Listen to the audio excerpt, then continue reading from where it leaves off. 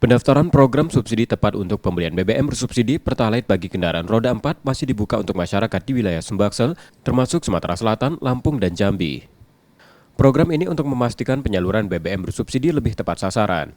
Cahyo Niko Indrawan, Area Manager Communication, Relation and CSR Pertamina Regional Sumbaksel, menghimbau masyarakat untuk segera mendaftarkan kendaraannya agar BBM bersubsidi dapat tersalurkan pada yang berhak.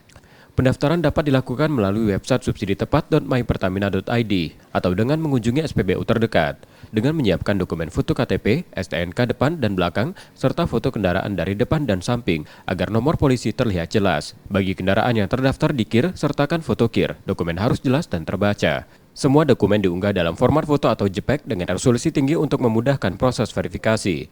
Setelah kendaraan terverifikasi, pengguna dapat mengunduh atau mencetak QR Code yang diterima untuk digunakan di SPBU Pertamina. Sampai September 2024, sekitar 71.371 pengguna Pertalite di wilayah Lampung sudah terverifikasi dan mendapatkan QR Code.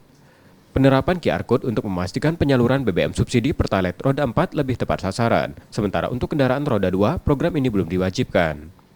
Program subsidi tepat untuk mendata kendaraan yang menggunakan BBM bersubsidi Pertalite, sejalan dengan penerapan QR Code untuk solar subsidi yang sudah berjalan, untuk mencatat pengguna Pertalite dengan lebih baik dan transparan. Sesuai Kepmen ESDM nomor 37 tahun 2022, Pertalite dengan RON 90 ditetapkan sebagai BBM penugas oleh pemerintah, sehingga langkah ini sangat penting.